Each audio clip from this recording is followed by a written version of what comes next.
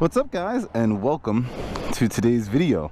I know it's been quite some time, so I am back to you with a new motorcycle, 2021 RnineT, and thanks to Red Hook Lobster Pound, I am now full of lobster. So let's ride this thing a little bit and see what the updates are like, see what they changed. This is a full-blown RnineT, flagship of the RnineT lineup, and this one is decked out with the 719 option, which gives you this very nice paint job on the aluminum tank, gives you the seat hump to match, as well as coming within the additional passenger seat, and it gives you these really cool wheels, which I didn't notice at first, but once I was looking at the spec of the bike, I noticed that these were a little bit different. Not quite sure what's different about them, but I know the spokes and the actual wheels different from the standard RnineT. You can see the little details, but other than that, hasn't changed much. Still a 1170 cc boxer motor. The biggest update I want to say is most likely going to be the Euro 5 compliance. Other than that, it's been a handful of things, but we're going to talk about it while we ride, so let's go.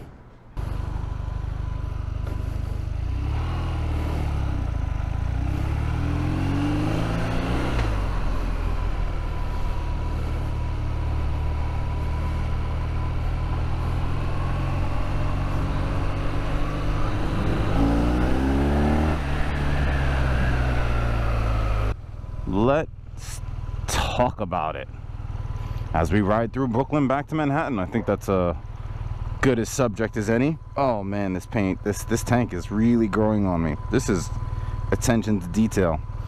You know, the RnineT never really struck me as a bike that I wanted to own. Not that I never liked and enjoyed riding it, but now this 2021's out, so I'm gonna shoot from the hip with no script. Let's talk about it. Red light. 1, 2, 3.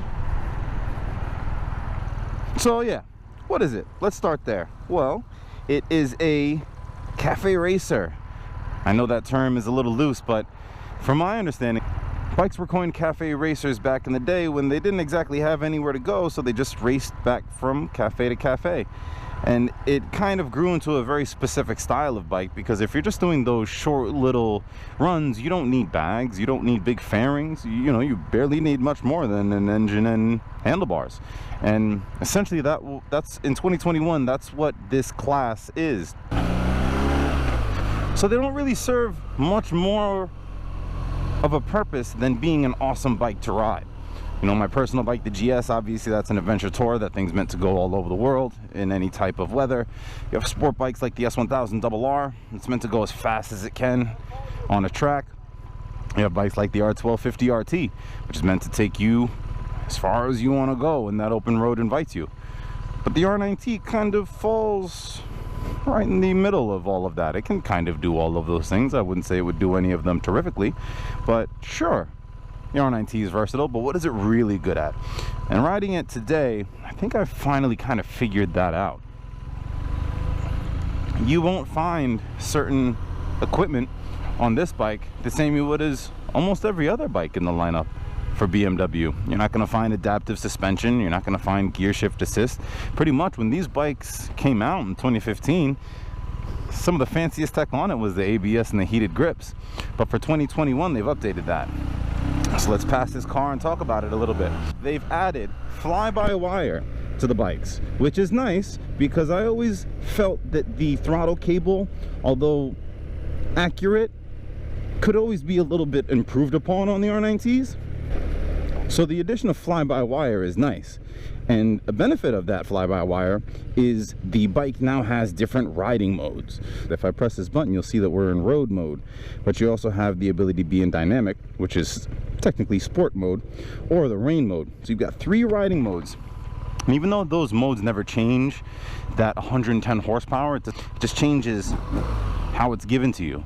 So I always like that because in certain bikes it changes power levels, and not only does that kind of give you a very varying feel of how the bike can feel, but it's never exactly accurate.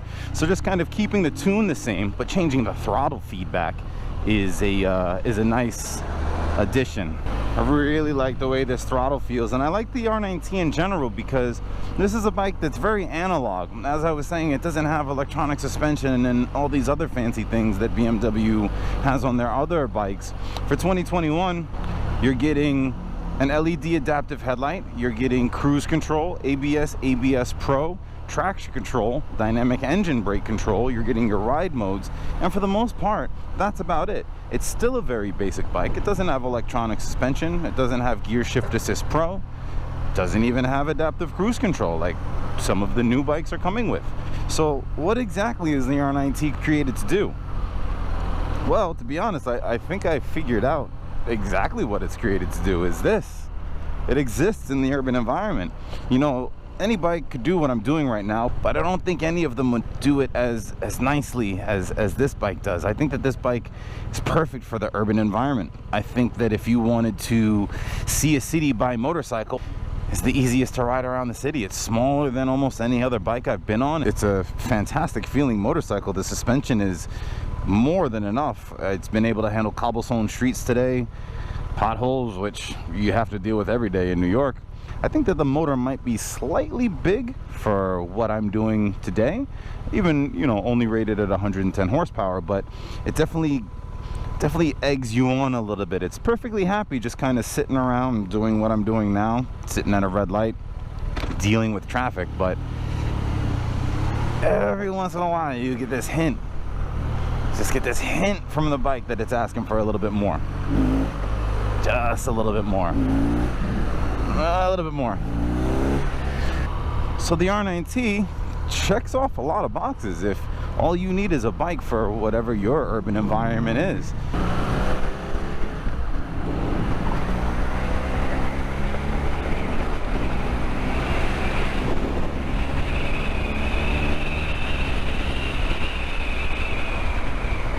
Yeah, this motor is more than enough for, I think, a lot of people, and it's so effortless. A lot of people think that if bikes don't come with this and this and this electronic nowadays, then how could you possibly ride it? But this is perfect. And what I like about the RnineT is you get a lot of feedback, you get a lot of noise, especially from this drive shaft and this intake snorkel that's right here by my right leg. And I ride a boxer motor bike, my R1250 GS, and I don't think it gives me as much analog feedback. You know, when you downshift this thing, you hear the engagement of the drive shaft. When you rip on the throttle, you hear that intake snorkel really sucking down the air and pushing it into the combustion chamber. You know, it's a very visceral ride while being, I want to say, pretty calm. You know, the wind coverage is fine. I barely have to raise my voice. Although I'm sure if I were to do a lot of highway or a lot of open road, it would probably bug me. But for now, it's pretty good. And what I like about this bike is it opens up your experience while you can enjoy whatever you're doing. You know, I could ride this bike every day back and forth to work and probably have a blast and just enjoy your surroundings, and whether it's a big city or maybe a small country back road. This bike feels great. This bike is smooth. This is very smooth. Let's try some rev matching. Let's try some rev matching and some downshifting. Okay. Okay. Oh, that's smooth. That's very nice. A little bouncy, but not stiff. Suspension is handling this cobblestone street fairly well.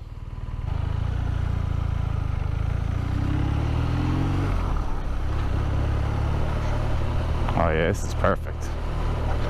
Take your time.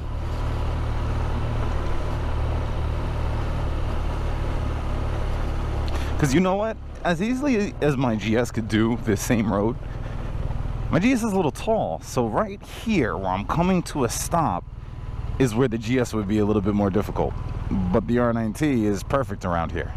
You know, if I needed to stick it in a little parking spot, not that the GS wouldn't fit, but again, this bike this size is just much easier to handle. Let's make our way to Midtown, shall we? Okay, I will let you go, Mr. GT2 RS. Oh man, that's one of my dream cars right there. That is a good looking machine.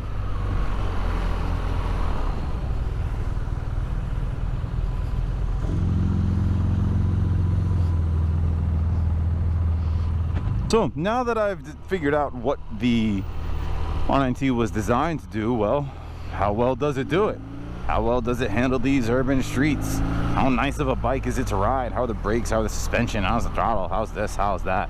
Well, I don't have anything bad to report. Other than I think the clutch being a little tricky to find a sweet spot with initially.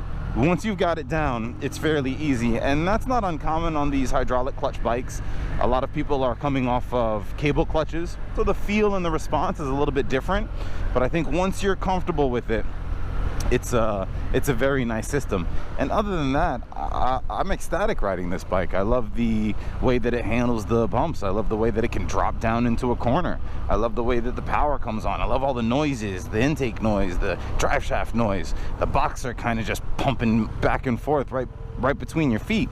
And all of those sensations really kind of make the bike at home, you know. I feel like in an environment like this, because as much as you get to enjoy the bike, you come to a stop, you breathe in that hot oil smell, because remember, these things are air oil cooled, and then you just look around and it's like, wow, well, this is nice. This is a nice place to be. This is a nice bike to do exactly what I'm doing, just roaming your urban environment. And if you don't want to do it on a bicycle, why not do it on an RnineT? I think anything else would be too big if you were just riding around in a city.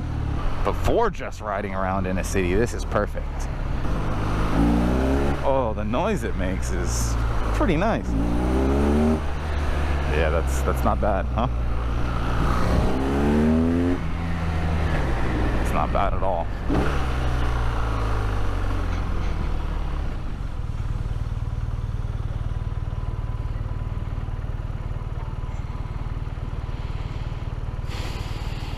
Okay.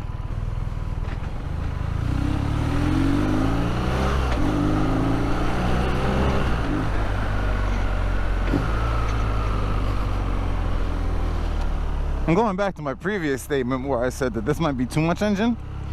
When you have those little short spurts to use it, it's just enough engine.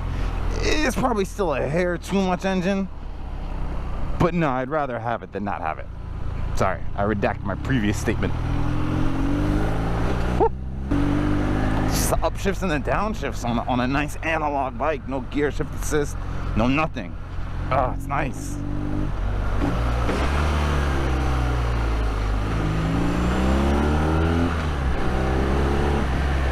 I find it extremely interesting that about a year ago I rode through Manhattan and there was nobody on the street. There was nobody anywhere. Yes, it was the height of the pandemic, but to see so many people out now feels weird, because I do remember what it was like when the city was empty. It felt very apocalypse times. It was very interesting.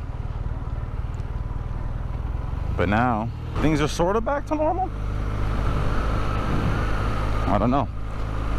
Hey, pigeon. Let's check out Times Square, see what that's looking like. Times Square is busy. People are out. People are doing things, going places. This feels normal. Normal is good. Wow, that's not normal. And shout out to the Suicide Squad, man. I saw that movie. I liked it. Better than the first one. Yo, Mickey! Oh, yeah, I'd say New York's back to normal. Some people in masks, some people without masks, but almost 100% of the people not paying attention. Madame Tussauds, however you pronounce it. I think I've had enough of Midtown, Times Square, Grand Central Station. Let's head uptown.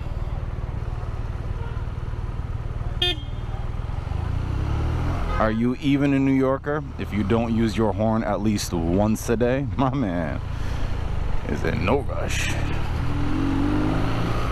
This bike is very easy to ride. It's very, very easy to ride. And you know, I know there's a lot of bikes in this category from a lot of different brands. And I know that this BMW probably comes close to some of the higher priced ones.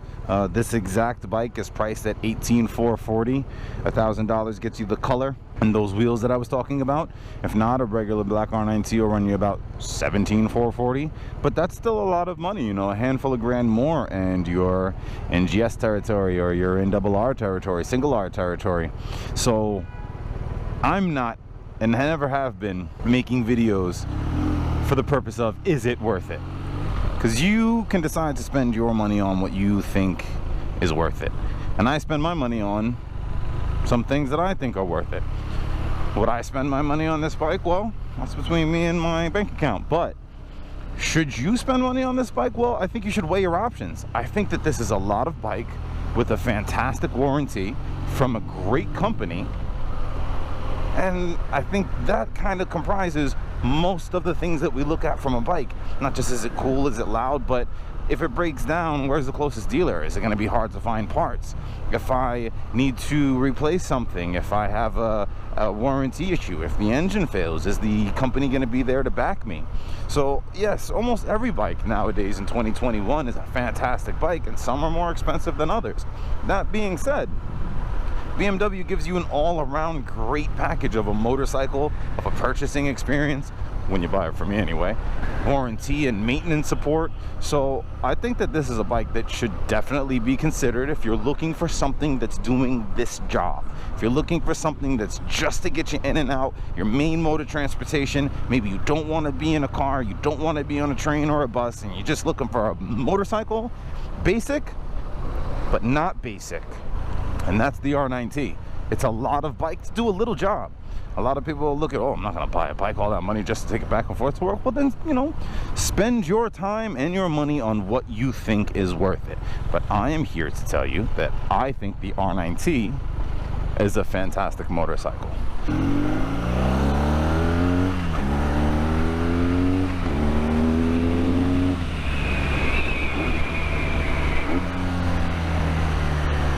This thing makes all of the right noises, and boy is it smooth.